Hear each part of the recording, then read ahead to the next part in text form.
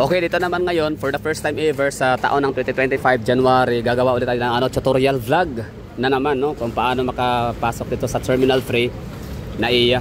So sumakay tayo ng taxi, dito tayo sa second floor lagi binababa kasi yan naman na tayo pinaka-uwi, no, wala na iba. So it's always be the second floor. Motorman, dyan din ang dropping point. Private cars dito, mga motor. Doon naman ang taxi. Pwede din mga private cars, depende. Taas yan hanggang doon, pinaka-dropping point. So ngayon, pagka labas mo dito, ilabas mo yung iyong booking ticket. Gaya nito, yan. Meron tayong dito, hawak na screenshot, tsaka ID. Screenshot, tsaka yung valid ID or ID, no? Pwede yung mga PhilHealth, Barangay ID, pwede na yon para makapasok dito. So pag walang ID, walang okay, pasok sa banga, no? So screening, yan ang pinakaunang screening. Basta yung sa taxi, paalala ko lang sa inyo. Wag kayong umalis ng wag yung palargahin yung taxi nang hindi nakametrohan. Wag kayong aanga-anga. Ako nga vlogger pa ako nito, ha. Kabisado ko pa yung mga galawan dito sa Maynila, pero ito naisahan pa. Pero hindi yan masakit sa loob ko na nagbigay ko ng extra tip. For example, magkano dito, sabihin natin 70 pesos yung nagiging papasahe noon. So nagbigay ko ng 150. So ibig sabihin meron siyang delihin siya na 80 pesos. So okay na yun, hindi na masama. So sana makatulong sa kanya. Tsaka alam naman ni Ayun, ha, bali pagkababa nyo rito sa second floor, kahit sa kahit nag-jeep lang kayo doon sa baba, wala ka laki ng konti. Mas malawak, mas spacious na ngayon yung natin, yung ating mga hallway sa baba. So lakad lang kayo dito, tapos akyat doon kayo, labas sa may mga entrance gate dyan sa ilalim nito sa ground floor. Second floor kasi to. So sa ground floor may mga entrance gate, mga gate, tapos pasok kayo. Ang requirements pa rin talaga, ID, tapos yung inyong ticket, no? So mapa hard copy man yan or screenshot, no? So pwede na yun. And so yun, pasok na kayo dito. Hanapin nyo na ngayon ang for example, Cebu Pacific. So domestic lang tayo, no? Domestic flight. So let's go to Cebu Pacific. So ang Cebu Pacific na check-in counter for domestic flight, inilipat na naman dito, no? So syempre expected yan na mayroong changes talaga siya, gawa nung under the new management of San Miguel Corporation na ho siya. So dito tayo. Dati kasi doon sa may gitna, no? Yung pinaka-gitna and bandang unahan. So ngayon nasa na siya, pinakadulo. So ano to yung mga check-in queues natin. So sige. O sa mga hindi naman marunong check-in queues, pwede kayo mapatulong gaya ni Kuya, yan. So ngayon, kunyari hindi tayo marunong. Sir, pwede pa-try paano pa? Tap lang. O, tap to begin, tapos check-in. Tapos anong sunod? Reference. Sige, enter booking reference. Sige, reference sa ticket. Ayan. Ayun, kung hindi nyo alam yung booking reference, assignment yun. Bago kayo pumunta rito, alam nyo na ang yung booking reference. Ito, yan, yung booking reference number. Actually, hindi ibig sabihin na sinabing number talaga yan. Actually, letters, so yan. So sa akin na NIG diba, mga ganun. Para na hit. Okay, kita pa rin. Oops, continue. Ayan, naikot na. Natin, check naman. Pati yung ating flight. Tapos, anong sunod? Okay, i-click mo to. I fully understand, kahit hindi naman binasa. Ganyan ito mga Pinoy, tamad. Di ba? Pero ang nakalagay dyan, yung mga restricted items. Basahin natin konti. Liquids, 100 ml pataas. Kung meron kayong mga panghaplas, pabango, perfume, cologne na lagpas 100 ml, confiscate yan. Mga pagkain, food items, isda, o mga yan, sports equipment. Pero pwede kayo magdala yan, pero ilagay nyo sa baggage. Hindi siya pwede sa hand carry. Alright. So this is intended for we are checking you in. This won't take long. Okay. So okay na tayo dito, no? So 2 of 2. So na to, completion. Please prepare your boarding pass for validation at the bag drop counter. Done. Yung bag drop, tinatoko yun sa lang yan, may mga bagahe. Turo ko yung mga makakatulong ho sa inyo, ha. Ito, sila sir, yan ang mga nakadilaw. Yan, for example, Cebu Pacific. So andyan yan sila tinalaga, hindi para maging tao-tao lang, no? So ang purpose nila dyan para mag-assist sa mga, lalo sa mga gusto ng tulong kasi hindi nga kabisado. Okay, so tapos na tayo, meron tayong boarding pass. Syempre, as usual, ako naman kasi mahilig akong sumakay sa window seat, kaya hanap tayo pwede tayong mapakiusapan na magpa-assign sa window seat. Baka mapagbigyan, baka may bakante pa. Okay, so wish granted ho tayo dito, di ba? Sabi ko sa inyo Pero kapag itong diskarte naman na ginagawa, kasi dati talaga sasabihin ko sa inyo na bumibili talaga ako ng window seat for as low as 168 pesos para ma-secure ko yung window seat. So ngayon may nakapagsabi sa akin nga na puntahan mo, agahan mo, early the better, no? Mas advance kang pumunta sa check-in counter, kagaya nito wala pa masyadong pila, so marami pang hindi nakapag-check-in, so ang dami pang mga available seats. So ang gagawin natin, magre-request tayo ng yung window seats, no? Pwede yun basta may bakante. So ibig sabihin nun, hindi siya 100% guaranteed na kayo ay mapagbigyan, hindi siya 100% na kayo ay mag-grant, no, ng inyong gustong window seat, kasi nga depende sa availability at saka depende sa inyong punctuality. So kung late na kayo pumunta, edi ibig sabihin ubos na yung seats, kung ano lang yung na-generate, no, ng machine. So yun lang yung mabibigay sa inyo na seats, di ba? So hindi siya 100% guaranteed, pero kung aagahan niyo, gaya nito yung ang flight natin alas 4 pa ng umaga. So dito na tayo ng alas 12, alauna ng umaga. So sobrang early, no? 3 hours talaga i-advance natin. So may papangako ko sa inyo yung at least man lang 70% chance na mag-grant ang inyong request na window seats. So ito ay international departure. So doon tayo sa sa domestic. Ba't parang nilipat? Oh, parang nilipat nga siya. So punta na tayo sa natin sa ating gate area. Although maaga pa naman, pero syempre pasok na tayo domestic kasi excited nga tayo, di ba? Excited yarn. Domestic departure.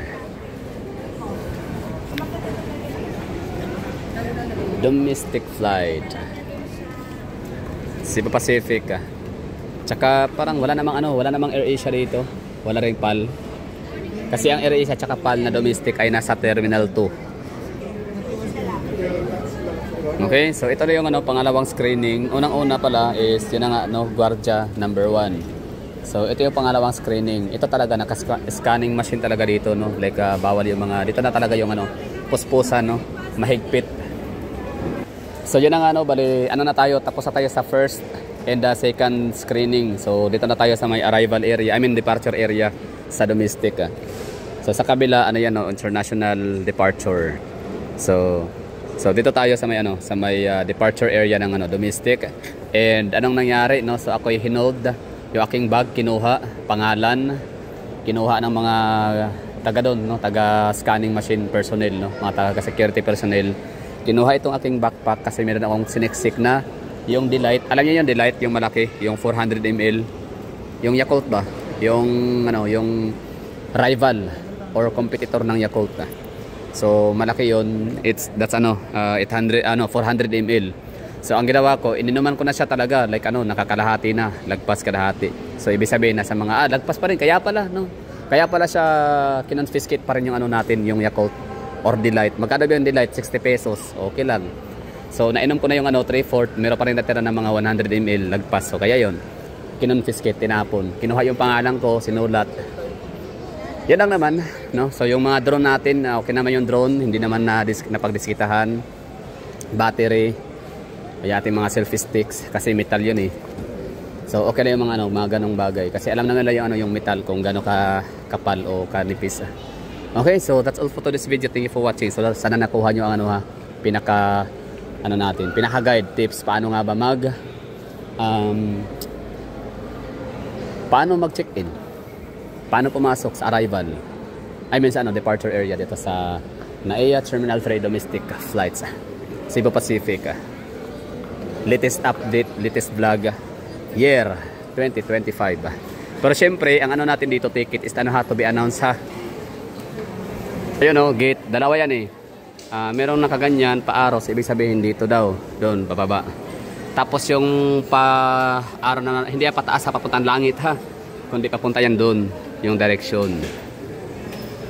Ito, diba? So, kailangan yung marunong kayong magbasa-basa ng mga gates number. So, ito yung sa atin. Yun, to be announced. So, TBA meaning to be announced. So, ibig sabihin yan, aantay-antayin natin mamaya na mag-announce sila. So, nakalagay din naman dito na be at the boarding gate before alas 3:05 ng umaga. Be at the boarding gate before alas 3:05. Alas 3:05 ng umaga. Be at the boarding gate ka na dapat. Kasi ang lipad nito, departure ng eroplano ay alas 3:50. Diba? Basta mostly, ha, pag domestic. Cebu Pacific. And actually, may mga, ayun, kanina may nanay na nagtanong natin sa ating likuran kanina kung yun ba daw pila na yun is para daw ba yun sa mga domestic flight like AirAsia, lahat ba daw ng eroplano sa domestic, dito daw ba daw yung pila. So sa like Cebu Pacific, ganun, no?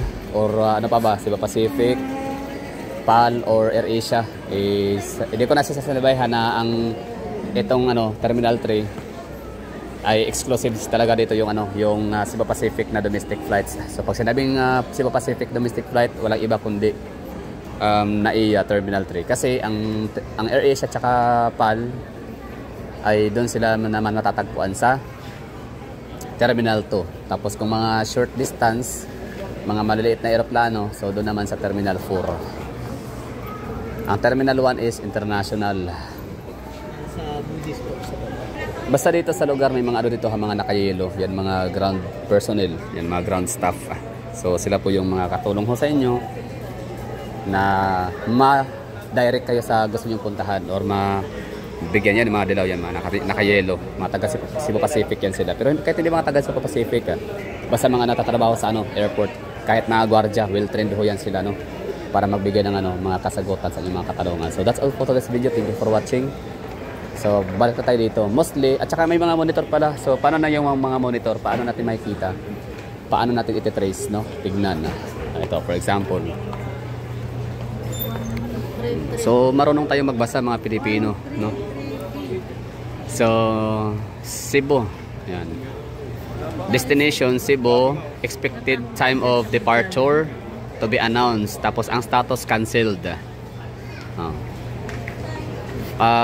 Flight 5G997 bound for General Santos City. Ang kanyang expected time of departure is alas 4 ng umaga. Ang kanyang is to be announced, ang kanyang boarding gate. Ang status ay canceled, di ba? So dito naman sa pinakaibabaw ay ang Tacloban on time. Bound for Puerto Princesa on time. CDO ganun din on time. Cebu Pacific on time. Tapos kung delayed naman, so mayroong may nakalagay diyan delayed. So yun po yung status. So canceled, on time, and delayed. So yung canceled, so yun. I feel sorry for them. Canceled yung flight nila. So di ko alam kung ano mangyayari diyan. Ano lang, no, rebooking or reschedule, and yung iba naman refund. Pero yung refund kasi pagkakalam ko 6 months bago makuha yung yung refund. Tapos nabili mo yung ticket mo ng napakamura, halos bigay yung presyo like tag 300 lang, 400, 500. Paparefund ka ba nun, di ba? So syempre i-rebook mo na lang yun or reschedule. Di ba? So ano pa ba yung mga dito, mga flight? So CDO, Jinsan, Cebu. Wait lang, anong meron sa Cebu? Okay.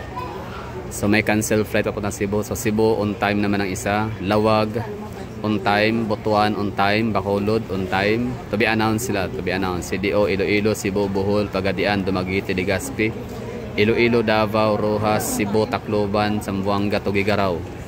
So yun, lahat yun on time. So dalawa lang yung cancelled. Bound for Cebu and bound for General Santos City. Okay, so yun marunong tayo magbasa. Tingnan natin yung mga nang ma-familiarize natin. Tapos makita yun yung mga flights. For example, punta na Cebu tayo ngayon, pupunta Taji. Flight 5G 563 bound for Cebu, cancelled. Alam na natin na cancelled, di ba? Pero syempre, kung hindi pa rin kayo satisfied sa inyong mga nabasa at nakikita, pwede kayo magtanong again sa mga ground staff o mga airport personnel. So yan, kakatapos na natin magbasa dito. Kanina ang status natin, I mean yung boarding gate natin kanina is to be announced. Ngayon ay meron na tayong gate assigned.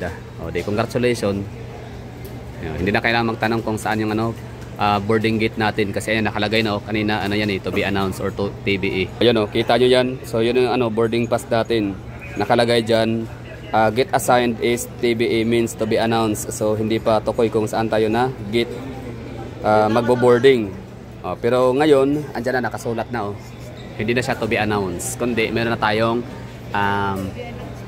boarding gate assigned. So let's go, puntahan natin yung boarding gate assigned natin.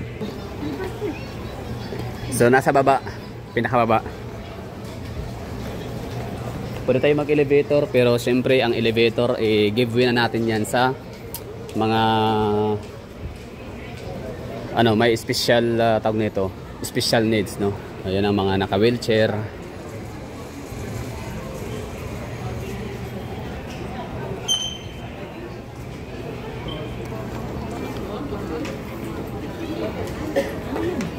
Okay, so sana meron kayong natutunan sa natin na to, no, vlog, sa ating tutorial vlog kung paano mahanap.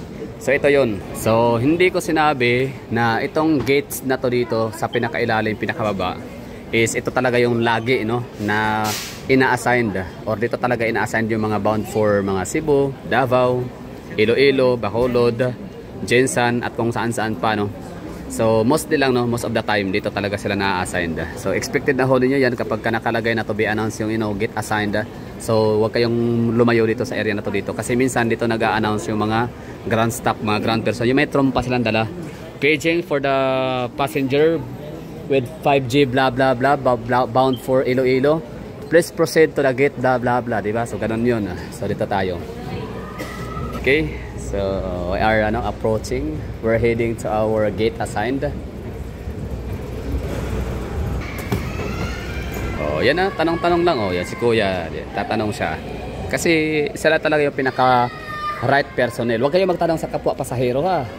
Kasi mostly ang iba dyan, kahit hindi alam ang sagot, yan, nagmamagaling, nagmamarunong. Kaya doon kayo once na doon kayo mataon sa taong pinagtanungan nyo na wala namang alam pero nagmamarunong, di ba? Kasi nga people pleaser. Pwede naman sabihin, ay sorry po, hindi po ko, kasi ganun ako minsan kapag kami nagtatanong sa akin, hindi ko alam yung sagot, talagang nire-refer ko siya sa talagang yung mga kung sino yung mas may nakakaalam. Ay, sa gwardiya po ito, samahan kita sa gwardiya, diyan ka magtanong, di ba? So ngayon mahihain siya magtanong, sir, may tanong siya, sir, paano daw makapunta doon? Di ko kasi alam, ikaw na lang, panigurado alam mo yun kasi taga rito ka. Ganon, no? So mga staff dapat yung inyong tatanungan. Basta ulitin ko, ha, hindi ibig sabihin na sinabi ko na hindi lahat ng pagkakataon, pero most of the time talaga, no? Like mga 90% to 95% kapag bound for Iloilo, Davao, Puerto Princesa, Bohol, Cebu, Jensan, CDO, dito talaga yung gate assigned sa pinakailalim. Yon, gate 1 dito yan, ito 131, gate 132, gate 133, tapos meron pang 134, tapos meron pang letter A, no, 133A, 133B.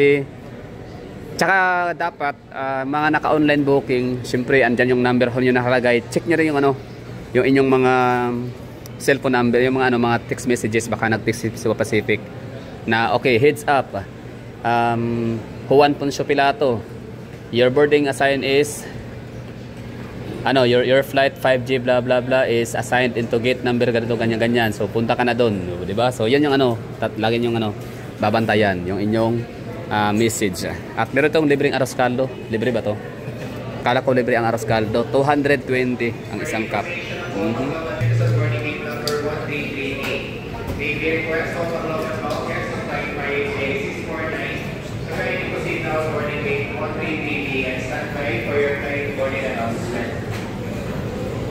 Ayun, bound for Cagayan de Oro City.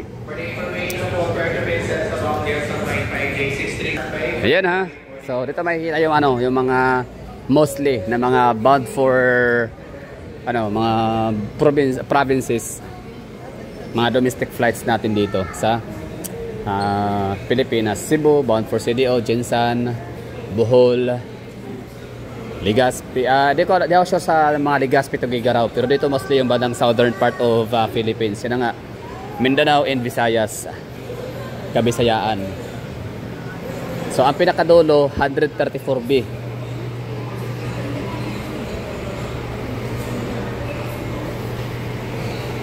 134B, you know.